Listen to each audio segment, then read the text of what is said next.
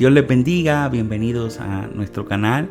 Si usted es la primera vez que nos está viendo o ha estado antes pero aún todavía no se ha suscrito, le invitamos para que se suscriban y toquen la campanita para que reciban las notificaciones de todo nuestro contenido.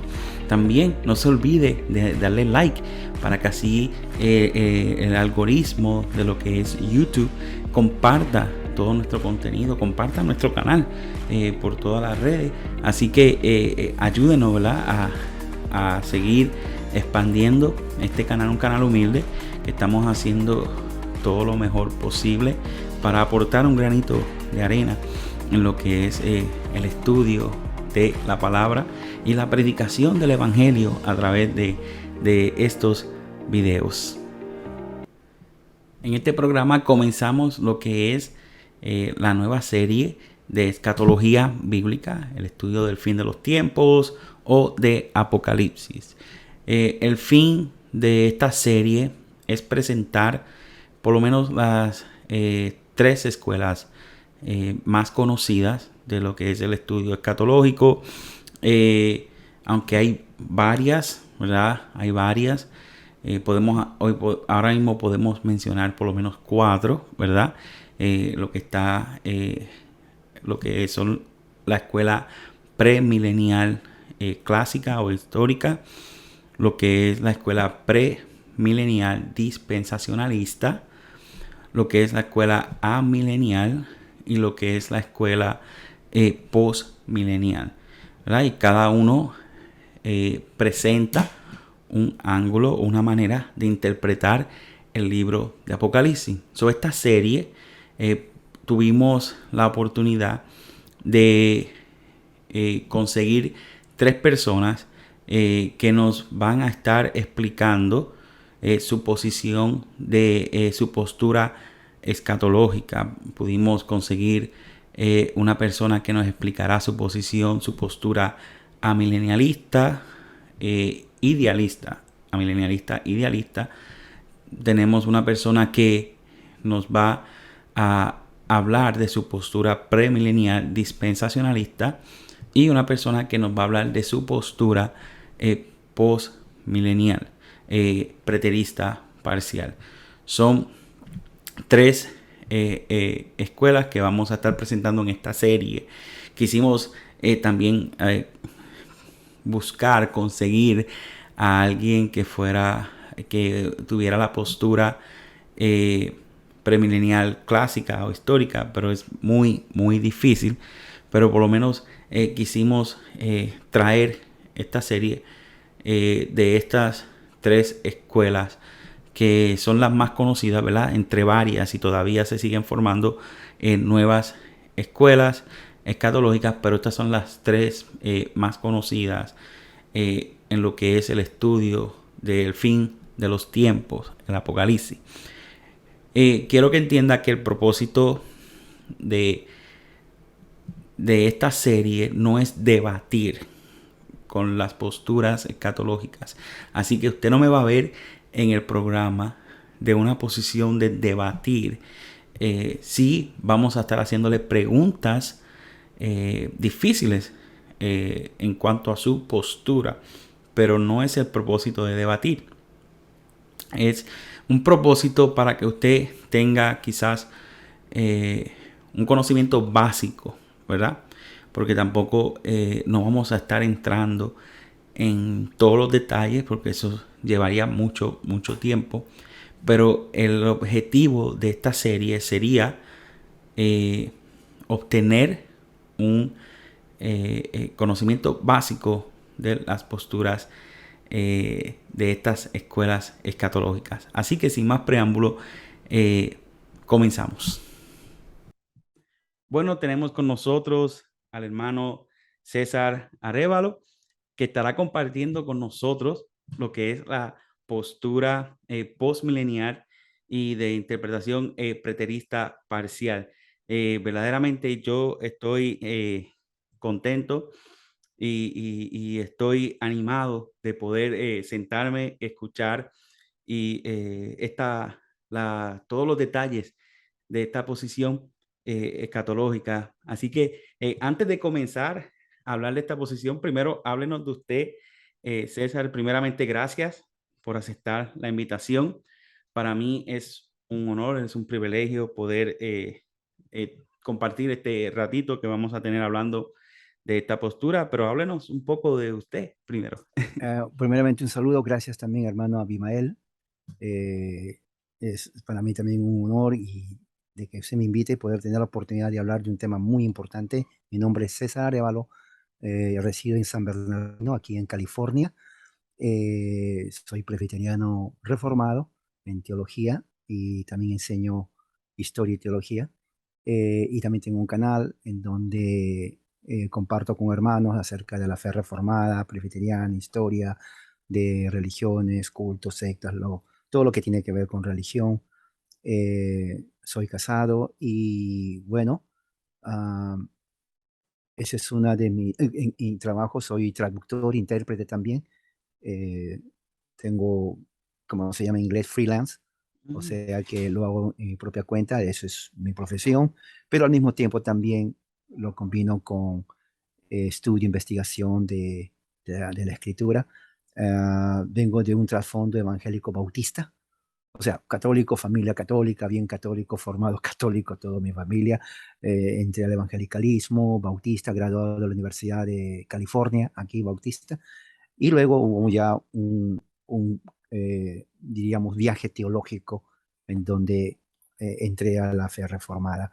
Y ahí es donde justamente parte de toda la nueva teología para mí era el aspecto de la escatología. Y dentro de la escatología, ahora, en este momento, adopté la postura postmilianista. Wow, muy bien. Yo sé que muchos de los que nos están viendo este programa, pues quizás conocen poco de esta posición y este es el propósito de este programa, que sirva de educación, de información, ¿verdad? Hay mucha gente que todavía está estudiando las diferentes posturas, estudiando, quizás no Sí, ha decidido tomar una posición específica y está en este proyecto de escuchar y estudiar las diferentes posturas escatológicas y por eso que estamos privilegiados de tener a César con nosotros. Háblanos, explícanos, si nos puede explicar de manera básica, ¿verdad? Como introducción, qué es lo que significa o lo que básicamente cree la postura postmilenial. excelente pregunta, y esa es una pregunta que yo mismo me lo hice cuando estaba en ese viaje teológico. Yo he sido dispensacional, luego cuando entré a la Reforma, eh, adopté la posición amilianista, pero eh, luego me incliné a la posición postmilianista. ¿Qué es postmilianismo? Usted tiene razón, muchos no saben, y si lo han escuchado tampoco saben. Bueno, aquí lo voy a leer del punto de vista de los teólogos postmilianistas para no ah, salirme del tema, para que sea lo más preciso y técnico posible, pero entendible. Postmilianismo enseña que el Señor Jesucristo establece su reino en la tierra a través de la predicación y del trabajo redentivo durante el primer siglo, y que Él equipa a su iglesia con el Evangelio, le da el poder del Espíritu Santo y le encarga en la gran comisión a discipular a las naciones. Postmilianismo tiene como esperanza que eventualmente la gran mayoría de hombres que viven sean salvos. No dice todos, pero la gran mayoría. De una manera incremental, el Evangelio poco a poco, gradualmente, va a tener éxito en producir durante la historia, antes de que venga Jesucristo a la tierra por segunda vez, una sociedad donde haya justicia, donde haya paz, donde haya prosperidad, el cual va a prevalecer en los negocios de los hombres y las naciones. Después de una era extensiva de tal condición, el Señor Jesucristo retornará por segunda vez, visible corporalmente y en forma gloriosa. Allí termina la historia humana con la resurrección general y el juicio final, del cual sigue el orden eterno de acuerdo a las escrituras. Eso es lo más básico, diríamos, que podría decir. Ojalá que se haya entendido. Sí, de manera es que eh, cuando la iglesia, si lo estoy planteando incorrectamente, te dan toda la confianza de corregirme.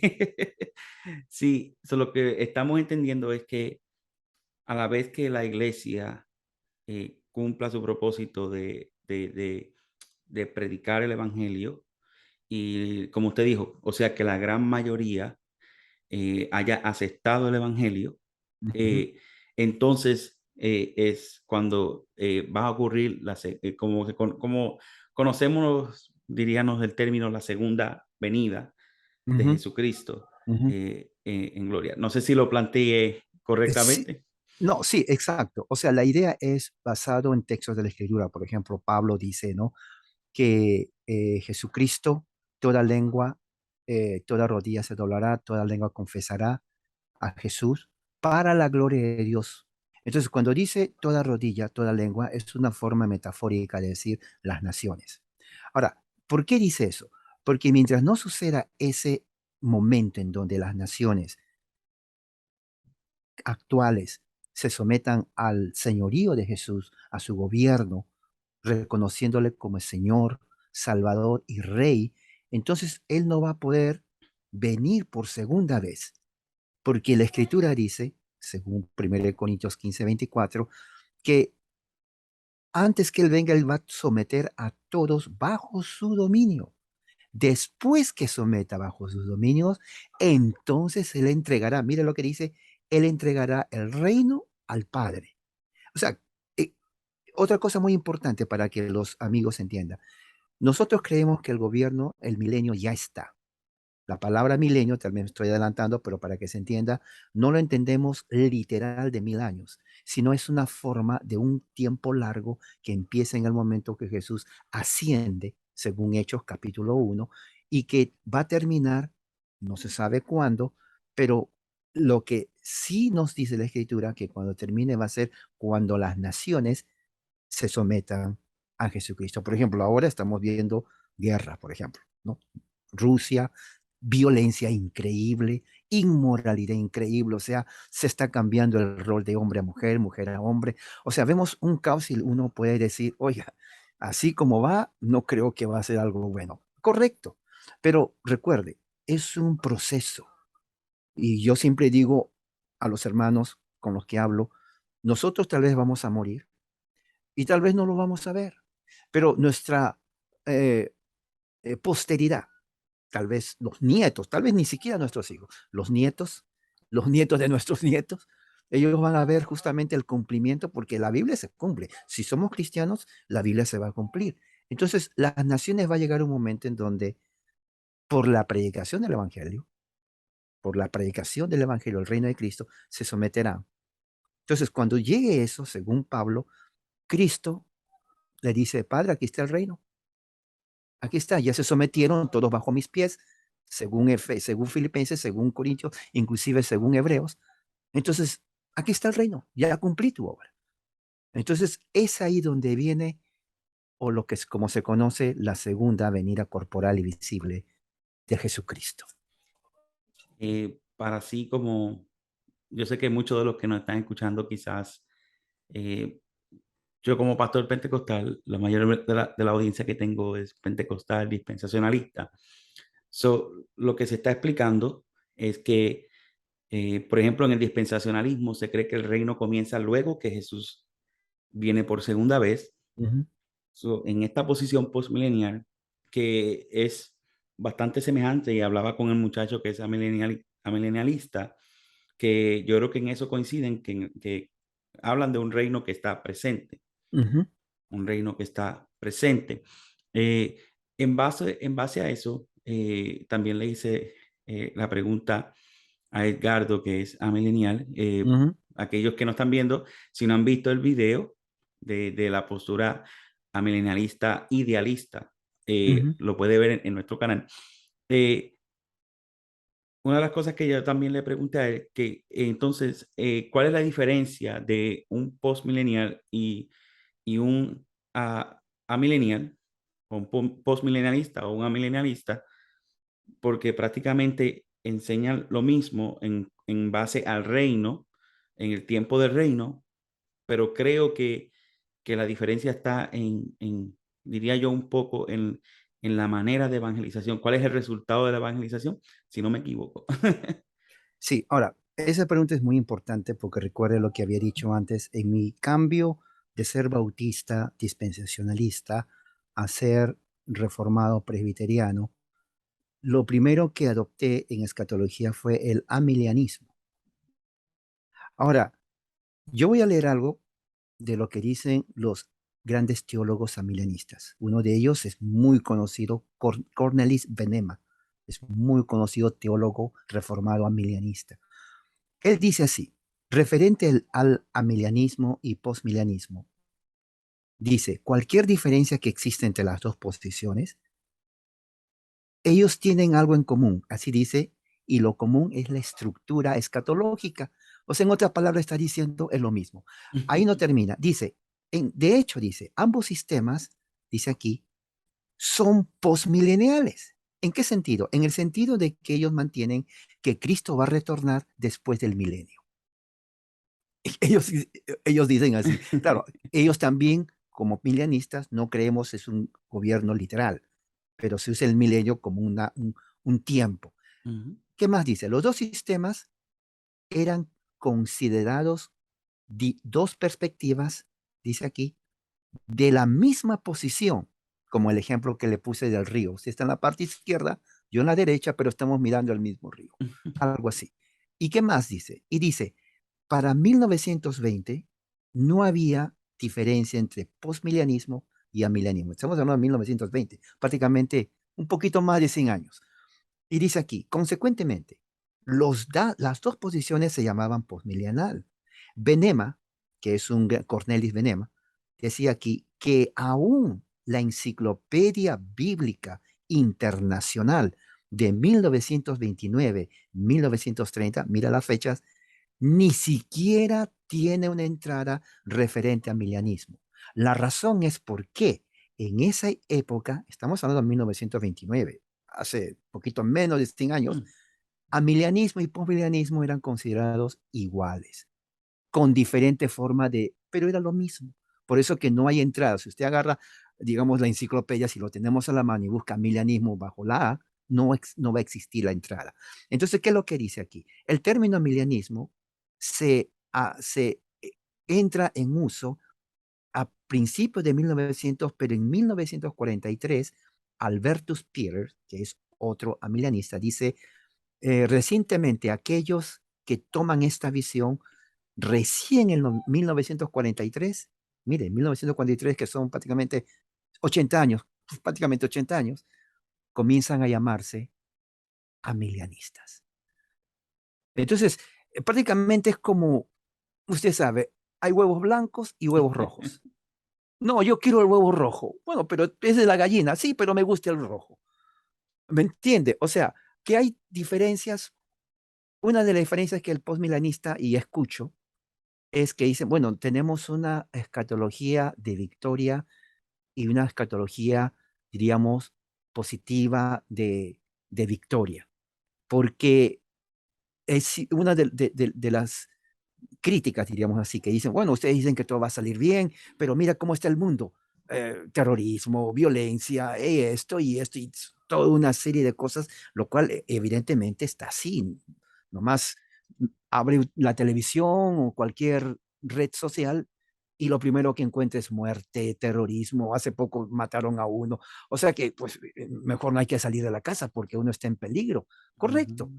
Pero eso no elimina la esperanza que Pablo dice, ¿no? En sus cartas, por ejemplo, ¿no? Hasta que toda lengua va a confesar a Cristo. O sea, es una escatología que a pesar de los problemas que vemos, el reino de Dios, y eso están de acuerdo los amilianistas, va a triunfar. O sea, la historia la tiene Dios, en otras palabras. El final de la novela, Dios gana. Póngala así. No, muy buena aclaración. Me encantó cómo usted pudo explicar la diferencia, ¿verdad? Y cuando hablamos lo que es postmilenialismo, amilenialismo o premilenialismo. Estamos hablando de la postura que vemos, lo que son el reinado de los 1000 años. Ahora, mi pregunta ahora va basado en cómo interpreta realmente eh, el libro, ¿verdad? De Apocalipsis en su totalidad. Entendemos que pues está lo que es la postura futurista, que es la que usualmente los premilenialistas sostienen. Eh, la idealista, que es una postura bastante común, ¿verdad? Aunque conozco a milenialistas que también son preteristas parciales, eh, Ujú. pero la idealista especialmente es la que quizás más abunda en el milenialismo y, y por mucho que mayormente he escuchado que el postmilenialismo sostiene la postura preterista. ¿Y usted sostiene la preterista parcial? Si es así, ¿me equivoco o tiene otra postura? Oh, referente al preterismo, sí, esa es otra cosa también que en mi viaje teológico de ser bautista dispensacional, eh, para mí fue un cambio. Estoy hablando en 2012, por ahí. ¿Hace qué? Hace 10 años. Mm, Y escuelas de interpretación escatológica. Se va a cumplir, futurista, como dice, ya se cumplió todo, preterismo total, ya, pues ya se cumplió, o preterismo parcial, que se cumplió mucho, pero en realidad no todo. Yo soy parcial. ¿Cómo interpreto el libro o la carta que escribe Juan de Apocalipsis o Revelaciones? Lo entiendo como eh, un libro histórico que tiene como propósito el juicio a Jerusalén, de acuerdo a Mateo capítulo 24. O sea, si se damos cuenta, Lucas habla del sermón donde Jesús hace la predicción, Mateo 24 y Marcos también capítulo 13. Pero Juan en su evangelio no menciona nada de cuándo va a suceder estas cosas y todo eso. Entonces, Apocalipsis viene a ser esa parte que Juan no menciona, el juicio a Jerusalén. El juicio de Jerusalén viene, de acuerdo al contexto de Mateo 24, Lucas 21, Marcos 13, la destrucción de Jerusalén en el año 70 por el general Tito de las fuerzas romanas. ¿Por qué viene ese juicio? Porque en el capítulo 23 de Mateo vemos que el pueblo judío, los líderes, rechazan a Jesús como el Mesías. Jesús justamente en el último versículo del capítulo 23, si tiene su Biblia, usted va a ver que Jesús dice, Jerusalén, Jerusalén, cuánto tiempo yo quise juntarlos a ustedes, así como la gallina junta sus polluelos debajo de sus alas, pero no quisiste. O sea, esa es una frase de juicio y es una de las más dramáticas. Y a mi entender, yo creo que Jesús inclusive lloró, porque la comparación que hace, que una ave junta sus polluelos y los polluelos se ponen bajo ella, pero Jerusalén rechaza lo que quise, lo que Dios quiere, es algo dramático ahí. Porque después de ahí dice, a partir de ahora, tu casa es desolada. ¡Wow! Eso es tremendo. Eso es tremendo. ¿Por qué? Porque en el capítulo 24 los discípulos entendieron y que le dicen, Señor, mira, mira el templo. Sí, les aseguro que no quedará piedra sobre piedra. Y le hacen las tres preguntas. Dinos cuándo va a suceder esto, qué señal hay de tu venida y qué señal hay del fin de la era. Porque ellos entendieron que Jesús cuando dijo no quedará, se está refiriendo, Jerusalén va a ser destruida. Señor, ¿cuándo va a ser? Y ahí es donde empieza en el capítulo, versículo 3, que vendrán, escucharán guerras, rumores de guerra. O sea, ya viene toda la descripción que justamente se cumple. Y Lucas 21:20 es donde dice, cuando vean que la santa ciudad, Jerusalén, es rodeada, es porque dice su redención. Miren, está cerca. ¿Redención de quién? De los creyentes. Porque justo en Mateo le dice, cuando ustedes estén en los campos, no regresen. Los que estén en la azotea, no bajen. O sea, comienza a decir cosas, ¿por qué? Porque él sabe que si regresa, Jerusalén hay una masacre, dice, y los que estén aquí huyan a los montes. Y efectivamente, hay un monte en Judea donde hay cuevas, donde los cristianos huyeron. Flavio Josefo habla de eso. huyeron, eran cuevas de animales, pero fueron allí, porque si regresaban a Jerusalén, los romanos arrasaron absolutamente con todo, destruyeron. Entonces, Apocalipsis viene a ser justamente es el juicio de la gran ramera, que es Jerusalén, ¿no? Y se cumple allí. Ahora, se cumplió todo en Jerusalén, creemos que el capítulo 20 habla de el momento del juicio final, en donde se cumple parte de ahí, porque está hablando de los que fueron sacrificados durante la época de Nerón, y dicen, Señor, ¿cuándo vas a vengar nuestra muerte? Las almas estaban hablando. Entonces, después de ahí Jesús viene al final, antes de la segunda venida de Cristo. Entonces, Satanás va a dejarlo suelto. Va a haber un momento en donde él va a querer destruir, pero no va a destruir, obviamente, porque el fin de la historia, según Pablo, es que las naciones se van a someter. Él va a gobernar, dominar a todo poder, dice, cósmico de la tierra. Todos se van a someter. Obviamente, Satanás va a ser destruido, la muerte también. 1 Corintios 15, y es donde va a venir visiblemente como victorioso el Señor. Entonces, eso es la posición preterista parcial. So, en resumen, y si me permite usar quizás un tipo de lenguaje premilenial en ¿Ok? esto. En resumen, pues esta postura cree que ya Apocalipsis, si lo fuéramos a decir así, del capítulo 1 al capítulo 19, ya se cumplió en lo que fue el año 70 después de Cristo en la destrucción del templo. Y, y, y he escuchado a algunas personas que lo que es, como dije, el lenguaje premilenial, lo que es la gran tribulación y todo eso sucedió en ese tiempo. eh, en lo que era, como usted explicaba, los que Sí. huyeron a los montes, quizá hubo un grupo que fue guardado. Ujú, Todo ujú, esto, pues fue que ocurrió en el 70 después de Cristo. Entonces, ujú. el capítulo 20 pues ya prácticamente es una posición futurista.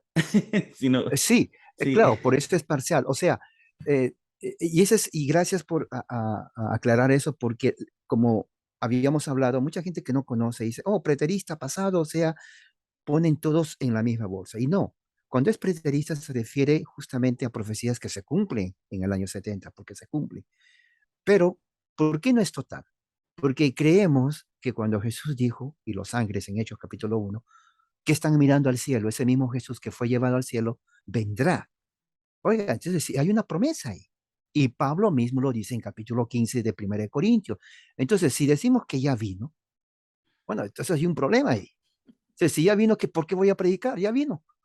O sea, ¿a quién le voy a decir, entrégate o cree en Cristo cuando Él ya cumplió? O sea, estamos que de vacaciones por el resto del milenio, ¿no? O sea, no hay sentido de predicar si Él ya vino.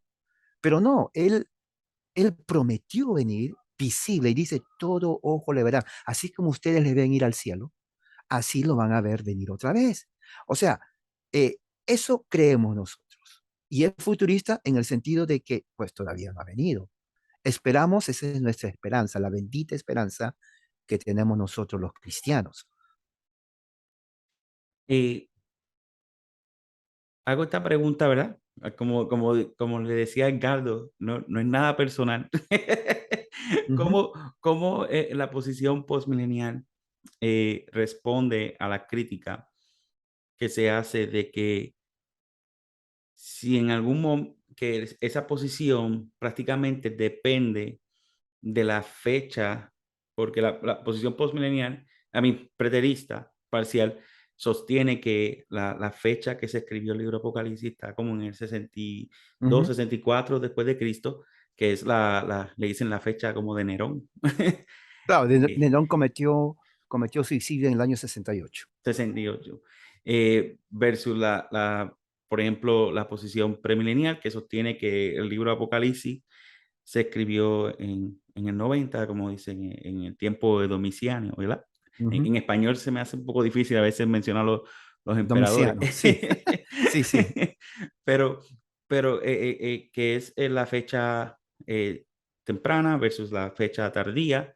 Entonces hay mucha crítica, ¿verdad?, que hacen quizás los futuristas a los Ujú. preteristas, de que qué haría que la posición prácticamente se sostiene en esa fecha, y si algo sucede y después descubren que el Apocalipsis sí se escribió en el 90, que se cae la postura versus que dicen que la posición futurista realmente no depende de la fecha de, de cuándo se escribió Apocalipsis. No sé si entendió la pregunta. Creo que sí, pero, Sí. eso es una pregunta, irrealista, o sea, es una Ujú, conjetura, ujú. ¿no? Es especular y no quiero especular en eso, o sea, No, no hay claro. razón para perder mi tiempo en eso, pero lo que yo sí quiero decirle es que en Apocalipsis, como en toda la escritura, está lo que se llama factores temporales. Los factores temporales son justamente aquello que, digamos, es como cuando uno maneja en el freeway y nos dice ahí, por ejemplo, 50 millas. Entonces, ya te está dando un factor de velocidad, ya sabes, ok, aquí 50 millas, 70 millas, 25 millas, o sea, ya te está dando, o sea, la Biblia te da, tal vez no millas, pero da factores de tiempo, como que, por ejemplo, Lucas 20:21, cuando vean ustedes que la santa ciudad es rodeada, ok, solamente hay una santa ciudad en la Biblia, Jerusalén. Cuando dice, por ejemplo, cuando ustedes estés en las azoteas no bajen, bueno, está hablando en un sentido judaico y hebraico. Cuando estén en el campo, no regresen.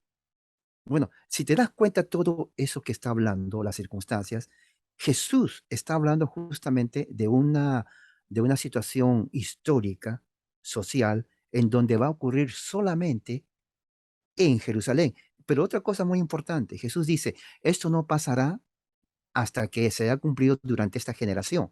Una generación generalmente es entre 35 y 40 años. Jesús murió en el año 30. Jesús habló eso una semana antes que sea crucificado. Entonces, si sumamos 30 más 40, ¿no? Entonces justamente son 70 años. Entonces, ¿qué es lo que sucede? Lo que sucede es que cuando dice no pasará esta generación, bueno, significa que lo que va a suceder, que dijo en Mateo 24, del 1 hasta el 32, va a suceder justamente antes que ellos mueran. Apocalipsis capítulo 1 dice, y cuando venga Jesús, todo ojo lo verá, aún los que les traspasaron. Oiga, si Jesús va a venir en un tiempo en el futuro donde ya murieron los que les traspasaron, entonces, ¿quiénes son los que les traspasaron? La interpretación tal vez espiritual que dicen, bueno, está hablando de nosotros, es que no está hablando Juan de eso, está hablando de su tiempo, está hablando de aquellos que le traspasaron, fueron justamente los romanos, está incluidos los judíos, entonces está hablando y dice Juan en Apocalipsis, y esto va a suceder, escribe las cosas que van a suceder pronto. Mm, Escribe las cosas que van a suceder pronto y van a suceder rápido. O sea que prácticamente el primer capítulo de Juan nos dice cuándo va a suceder pronto, quiénes lo van a ver, los que les traspasaron, a quiénes escribió, 7 iglesias que ya no existen, porque ahí está el mundo musulmán, ahí están las 7 iglesias, los dice, que están en el Asia. Ahora, increíble, porque esa carta no menciona que es para Jerusalén, ni es para Roma, ni es para Grecia. Solamente son para 7 iglesias de Asia. Y a las 7 iglesias Jesús le dice, escribe a estas 7 iglesias. Y otra cosa, Jesús dice ahí, cuando él miró que tenía en su mano derecha estrellas, 7 estrellas. Y el mismo Juan dice que Jesús le dice, las 7 estrellas que viste son los 7 ángeles de los 7 candelabros, y los 7 candelabros son las 7 iglesias. Ahora, bien interesante porque ahí específicamente Jesús mismo nos dice a quién le escribe, para qué generación le escribe, y específicamente para las 7 iglesias. Porque, ¿qué significa tener en las manos? ¿Qué dice Jesús en el Evangelio de Juan?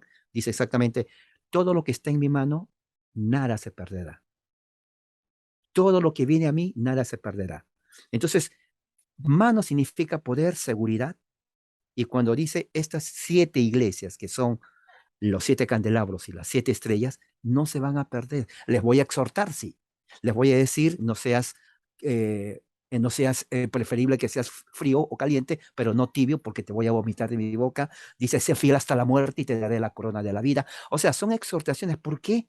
Porque Juan mismo dice, yo en la isla de Patmos, partícipe de las tribulaciones con mis hermanos. Era tiempo de la gran tribulación. Entonces, ¿qué quería Jesús que le diga a las iglesias? Juan, dile, exhórtales que sean fieles hasta la muerte, que no sean tibios. Es mejor frío, pero no tibios. Y a las 7 iglesias les da su exhortación, inclusive. Entonces, esos factores temporales de la escritura nos da a entender que justamente, y otra cosa, en Apocalipsis dice que el templo está ahí porque le dice a Juan, anda y mira el templo. Mm.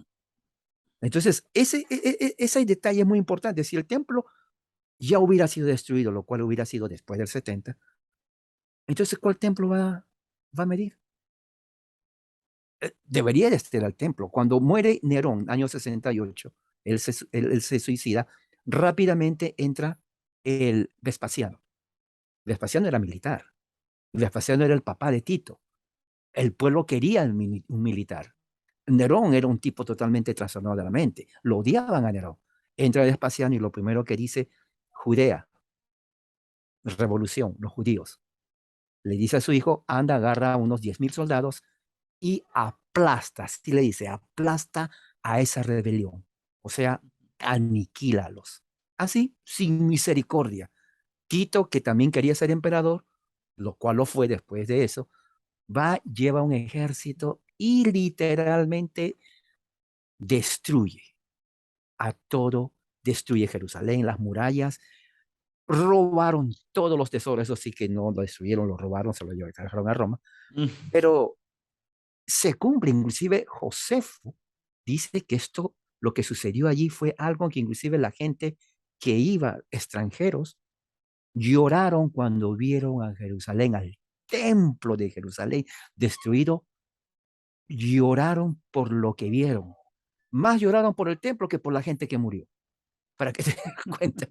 Entonces son esas situaciones, factores temporales de la escritura que justamente justifican, bueno, Jesús mismo lo dice en Mateo 24, que el año 70 es fundamental para entender.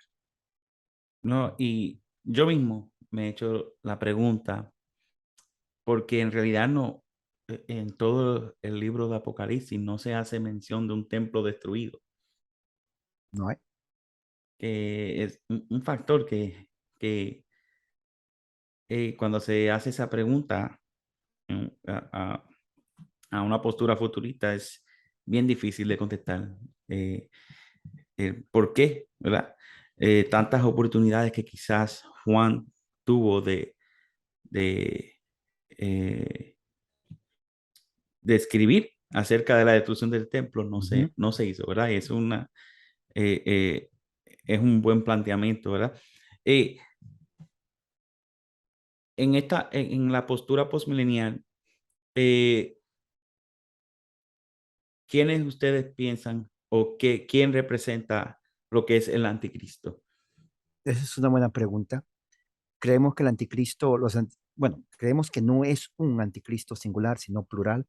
Fueron religiosos gnósticos, herejes que se habían introducido casi al final del siglo I en las iglesias. Juan habla de eso, es el único que habla que sabemos que estamos al fin de la era. ¿Cómo sabemos? Porque ya han salido los anticristos. En esto sabemos que estamos en el fin de la era, porque ya entran. ¿Quién es el anticristo? El que niega que Jesús vino en carne. Y también dice en otra parte, este es el anticristo, el que niega que Jesús es el Hijo de Dios. Habían dos grupos. El que negaba que Jesús es el Mesías, eran los judíos. Y el que negaba que Jesús vino en carne eran los gnósticos. Entonces, esos dos grupos, Juan los llama, estos son los anticristos.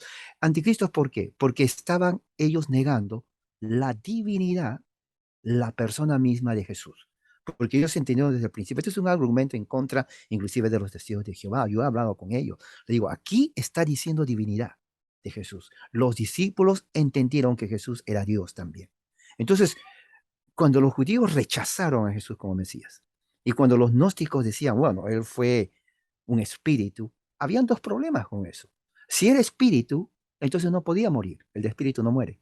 Y si no podía morir, entonces no hay redención.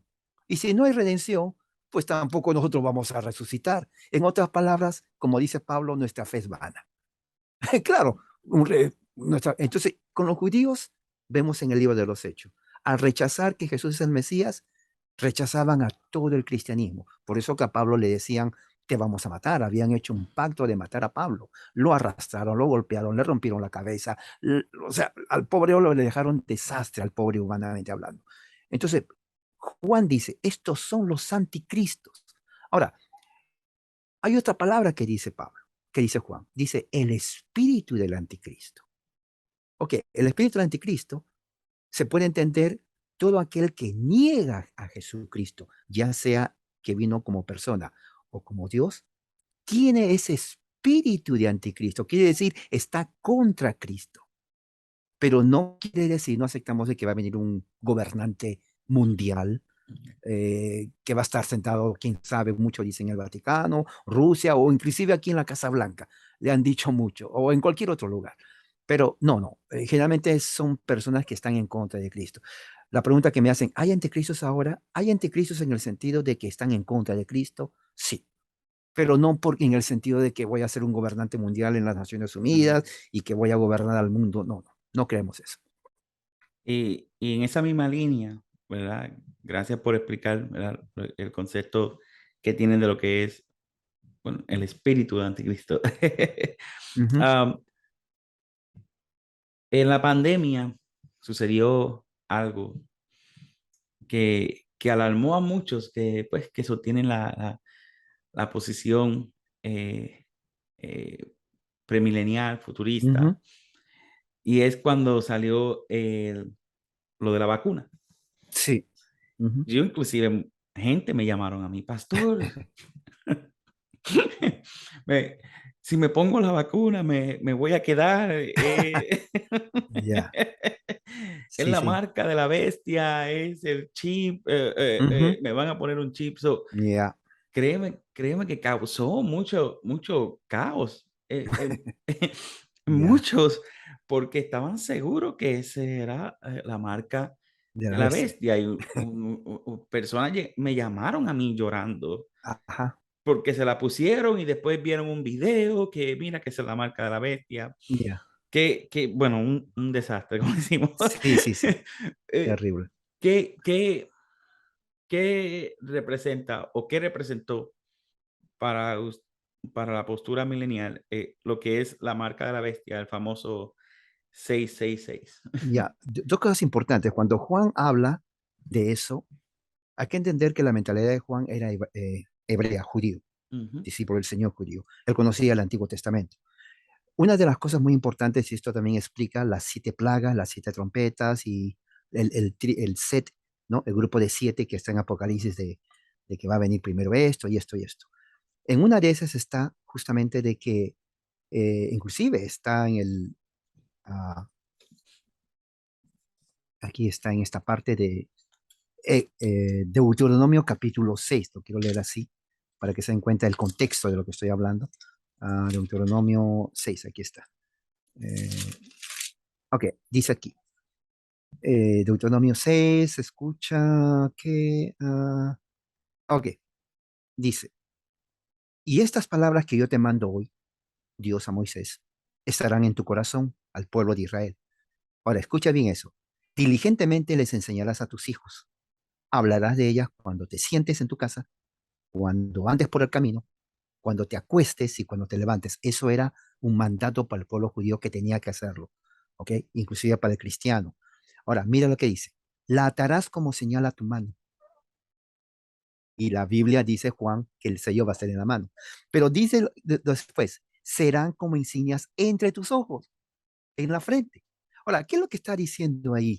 Lo que está diciendo ahí, en este caso, para tener el contexto de lo que dices de la señal, es simplemente que tenemos que ser fieles y obedientes a la ley de Dios.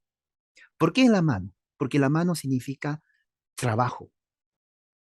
La mano significa, Dios manda al pueblo de Israel que trabaje. O sea, es nuestra forma de vivir. ¿Y por qué en la frente? Porque tiene que estar en nuestra mente. La frente es el asiento de todo el ser humano.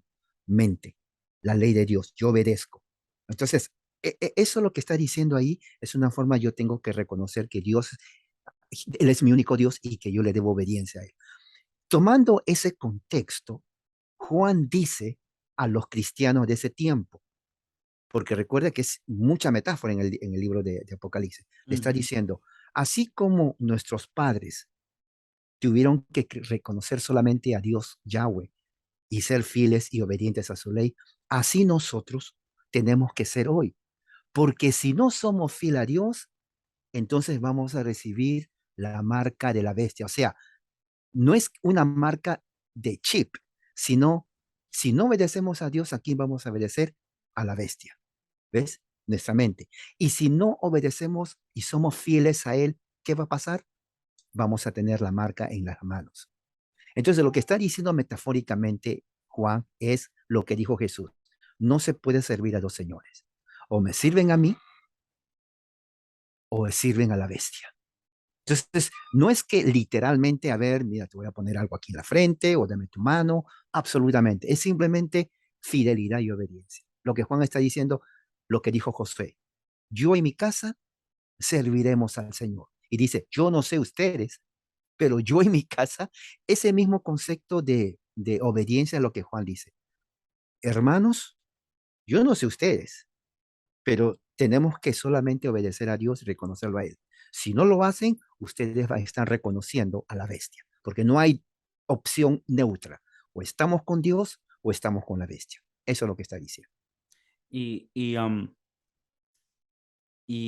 ellos practicar esa fidelidad, sabíamos que hay unas consecuencias Exacto. que se menciona, el que dice que no puedes comprar ni vender. Eso tiene que ver es algo que que de alguna manera se está registrado que sucedió en el Sí. 70. Oh, sí, Sí. sí. Claro, porque una cosa muy importante, cuando entra Nerón, y eso no solamente lo hizo él, lo hicieron los emperadores. Una de las cosas que ellos hicieron es que después que moría un emperador, lo deidificaban. Mm, Apoteosis, o sea que entraban al museo, no museo, sino al santuario de la divinidad. Eso pasó con Marco Aurelio, con Julio César, inclusive con Calígula, ¿no? O sea, lo hacían dioses y ponían sus estatuas afuera en la ciudad, como en un parque, y eran estatuas grandísimas.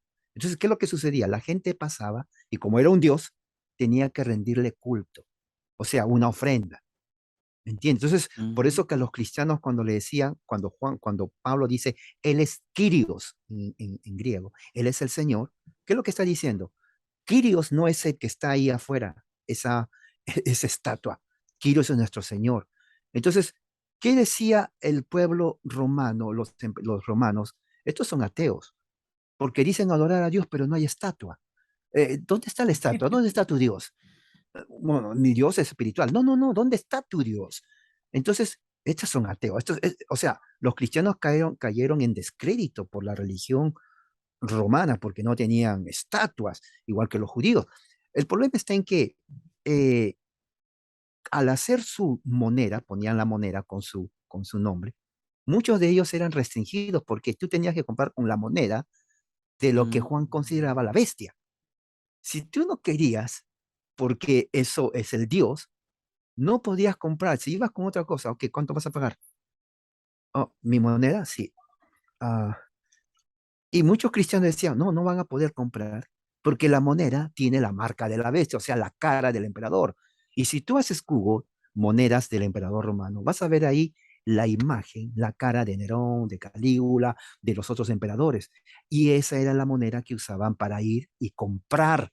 No podías hacer comercio si no tenías lo que se llama la moneda de la bestia. Entonces, cuando Juan dice no podrán, se estaba diciendo de que obviamente, si ustedes se niegan a adorar a la bestia, no van a poder hacer comercio, no van a poder comprar, porque la moneda tiene la imagen de la bestia, o sea que era el emperador romano. Mm. Eh, Ahora entrando un poquito en el ámbito futurístico. Ajá. Eh, ¿Cómo usted interpreta eh, lo que es la Nueva Jerusalén? Bueno, la Nueva Jerusalén empezó con la predicación de Cristo, de Pedro, Mm, cuando él predica al pueblo de Israel, Hechos capítulo 2 y dice, ustedes lo negaron, ustedes lo entregaron, ustedes lo mataron. Y al final dice, ¿qué podemos hacer? Bueno, arrepiéntanse de sus pecados y bautícese cada uno porque la promesa es para ustedes y para sus hijos. Entonces, Mm, al hacer eso, ¿qué es lo que está diciendo? Que el evangelio ya es para judíos en Cristo. Y después, cuando Pedro va a Antioquía, eran puros gentiles. Entonces dice, se derrama el Espíritu Santo ahí. Y cuando viene a Jerusalén, le dicen, los judaizantes le dicen, hay que reprenderle a Pedro. ¿Por qué? Se metió con los gentiles, comió con ellos, durmió en su casa y la ley judía no podemos. Y dice, oh, un momento, un momento, un momento.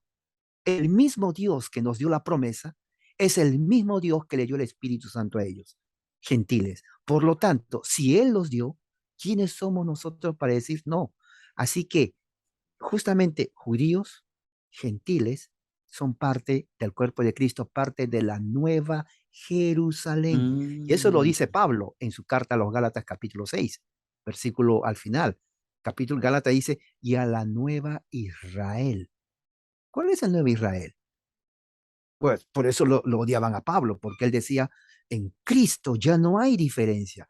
Tú no eres judío, ni tú eres pagano, ni bárbaro, ni esclavo, ni mujer, ni hombre. En Cristo somos uno. Y los judaizantes decían, no, no, no, no, no, no. Yo soy descendiente de Abraham. Este está cambiando la ley. Pero ¿qué es lo que estaba diciendo Pablo? Correcto, nosotros somos la nueva Jerusalén o el nuevo Israel en Jesucristo. A eso se está refiriendo. Que inclusive nos dicen que también somos hijos de Abraham. Gálatas capítulo 3 versículo 3 dice, los que son de fe nacen en la casa de Abraham al ser hijo, o sea, oye, papá Abraham, yo soy tu heredero, sí, sí, sí, sí, mi hijo, tú eres mi heredero. Y así lo dice Pablo, mira. Que ahí está una diferencia entre primerianista futurista y esta postura, porque el dispensacionalista enseña que hay dos tratos. Dios se está tratando con el pueblo de Israel. Eh, eh, bueno, para explicarlo de esta manera, que cuando sucede el rapto, el arrebatamiento de la iglesia, pues ya la iglesia va a estar arriba, ya Dios trató con la iglesia y ahora aquí abajo va a estar tratando con el pueblo de Israel. O sea que lo presenta como dos pueblos, dos pactos diferentes, pero en esta postura, pues se enseña que ya todos somos el cuerpo de Cristo, judíos, gentiles, griegos, como te digo, mujeres, todos vienen siendo parte, y eso es lo que se conoce también como la doctrina del pacto. Si, no, si me puede corregir, si lo pude resumir bastante bien. A ver, creo que lo que está diciendo es si Dios tiene dos pueblos, ¿correcto? Sí, porque el dispensacionalismo pues lo enseña que cuando la iglesia suba a la al cielo, pues ya el trato con la iglesia, pues van a estar en la boda del Cordero, y mientras están celebrando los 7 años allá en la boda del Cordero, abajo pues Dios va a estar trabajando con el pueblo de Israel, porque todavía pues el pacto que Dios hizo con Abraham tiene que cumplirse. De ahí es que viene lo que es los 144,000, que aprovecho en paréntesis y me gustaría que elaborara en lo que es lo que ustedes interpretan esta postura interpreta por los 144,000. O sea Ok, que la postura dispensacionalista habla de dos pactos. dos pactos diferentes, dos pueblos, sí. Bueno, antes de que me olvide de los 144,000, los 144,000 es la iglesia. Somos los que Mm, creemos en Cristo. Eso es, no es un número de 144,000, como enseñan inclusive los testigos de Jehová, mm. los cuales también con los testigos he hablado cantidad de veces, porque yo estudié en mi casa con ellos Wow. cuando enseñaba a sus hijos matemática. Ellos venían y mientras yo le enseñaba, ellos me querían dar su doctrina, y los 144,000 era el punto que ellos siempre hablan de eso. Pero en realidad es un número figurativo que habla de la iglesia. Referente a los dos pueblos, bueno, Dios no tiene dos pueblos, siempre ha tenido un pueblo. El pacto que Dios hizo a Abraham en Génesis 12, 13, 15, 17, está hablando justamente de la eclesía. En hebreo es Cogel, la congregación de Dios. Por eso que Pablo en Gálatas 3 dice, los que son de fe en Cristo son hijos de Abraham. O sea, no está diciendo de que, bueno, la promesa de Abraham es para judíos, nosotros diferente. Hay una conexión, una línea que no se interrumpe desde Génesis 12 hasta Jesucristo. Y los que durante todo ese tiempo creyeron en Jesús por la fe, tanto en el antiguo pacto como en el nuevo pacto, son parte de ese único pueblo. La diferencia está en que en Cristo se cumplen las promesas. Cuando está en Emaús, ¿se acuerda que dijo, Mm.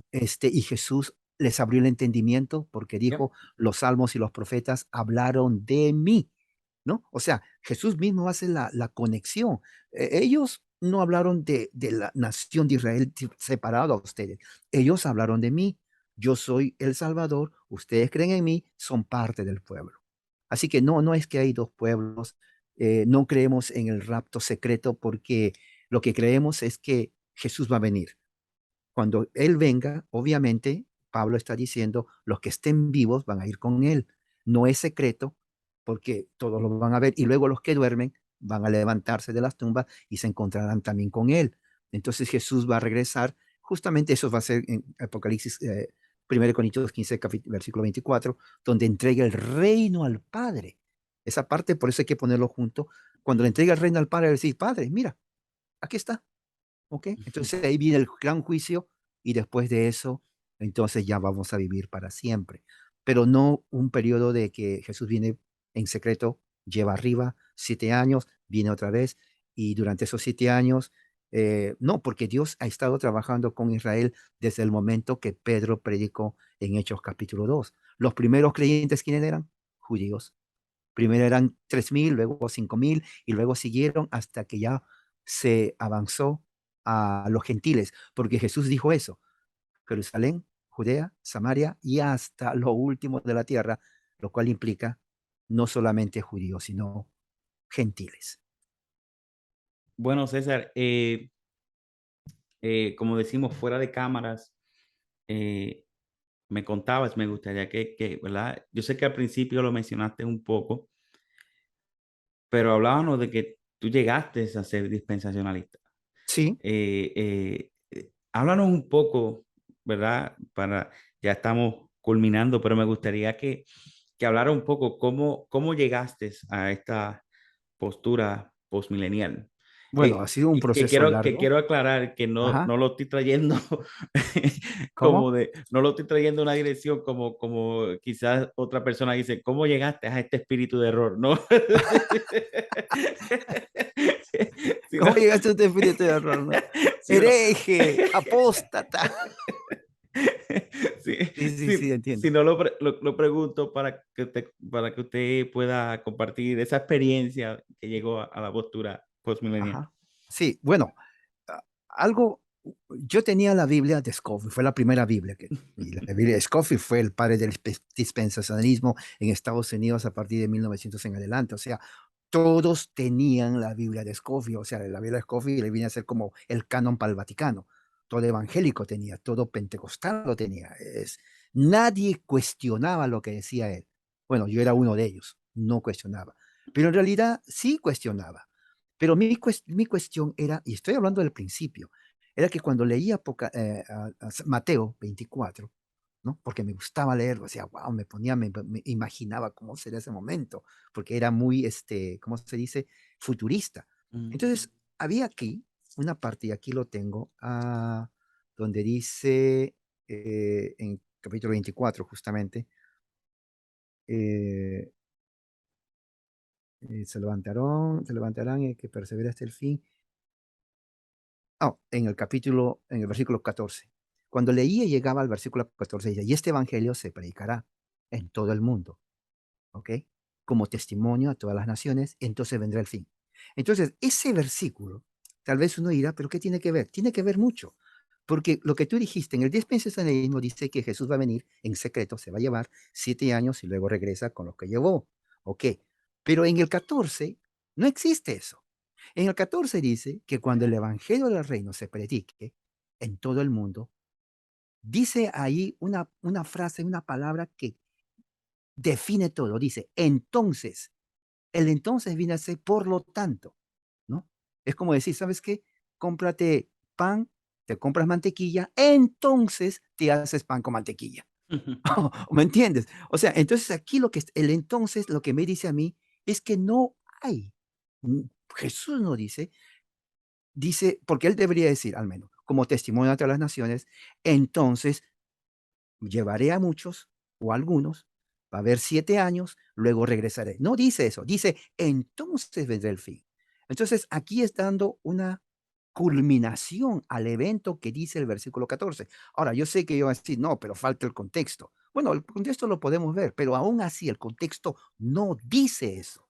No hay Mm. ninguna parte en el Nuevo Testamento, ni en las cartas de Pablo, no lo hay, en donde dice que Jesús va a venir primero por su iglesia, luego 7 años y luego va a venir con su iglesia. No existe esa frase. Lo que existe y lo que hacen, porque yo lo hacía, era, ok, esa parte, búscalo ahora, conéctala con la otra parte, o sea, sacar de su contexto, y esa parte conéctala con otra parte. O sea, es como decir, ¿sabes qué? Me faltó tela para coser mi pantalón, pero es roja. No, agarra el azul, pero es diferente color, no importa, pero ya no tengo, agarra la verde. Oh, pues va a ser rojo, verde y azul. ¿Me entiendes lo que estoy diciendo? O sea que, como no dice eso, a nosotros nos enseñaba, no, no te preocupes, ahí no dice, pero lo dice en el otro lado. Sí, pero el contexto es diferente. No, téjelo, ponle junto todo. Y cuando lo ves junto, mira, ahí está. Eso es mala hermenéutica. Eso Ujú, no es exégesis. Eso ujú. se llama eisegesis. O sea, poner en la Biblia algo que no dice. Entonces, hay que tener cuidado. Entonces, eso se me quedó mucho en la cabeza. Ya cuando mi cambio de dispensacional a milianista, entonces me confirmó y claramente o lo que estuvimos hablando, y lo cual prácticamente me hizo rechazar, y la historia también. Cuando uno estudia la historia del dispensacionalismo, se va a dar cuenta que era algo nuevo. Scofield realmente lo tomó de otro que lo inventó, Ujú. y parece mentira, pero el arrebatamiento va de la mano también con el inicio de la doctrina del don de lenguas, porque los que hacen eso también, o sea, van iguales. Es Bueno, increíble, porque cuando comencé a estudiar, Irwin creía los dos, hablar en lenguas y el regreso de Jesús. Entonces, eh, eh, por eso es bueno estudiar. Entonces yo decía, wow, es interesante, porque cómo ellos tejen su teología, escatología, cómo llegan a conclusiones. Y cuando uno va a estudiar realmente la Biblia, los textos que usa, en realidad aparentemente parece que dice, pero en realidad no enseña eso. Entonces, todo ese proceso me llevó a dejar de ser dispensacionalista y adoptar la postura postmilianista. no, de verdad que yo le agradezco este tiempo, ¿verdad? Que usted ha sacado. Yo sé que, así como otros invitados, usted tiene una agenda bien ocupada y que usted saque tiempo para este pequeño canal que estamos comenzando. eh, Tratar de hablar de estos temas. Créeme que este video lo voy a ver nuevamente porque hay muchas notas cosas que usted trajo que me llamaron mucho la atención, ¿verdad? Y en el proceso de estudio que estoy llevando a cabo de escatología. Y yo le agradezco, ¿verdad, César, este tiempo? Si usted tiene también su canal de YouTube, si usted quiere compartir, lo puede mencionar. ¿Cómo lo podemos conseguir por Oh, YouTube? sí, tengo mi canal de YouTube. Bueno, usted lo puede, ¿cómo lo podría compartir? Pero si lo tiene, lo puede compartir Oh, sí, con los de sus hermanos de la audiencia. sí, Es mi nombre, y ya que lo menciona, los hermanos interesados se pueden suscribir, porque ahí hablo de teología, hablo de historia y también de estudio bíblico.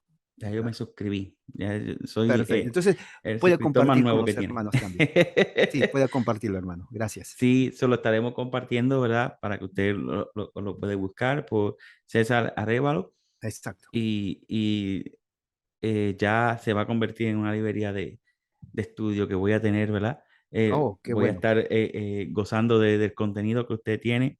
Nuevamente, fue un placer tener este tiempo con usted. Gracias, gracias verdaderamente.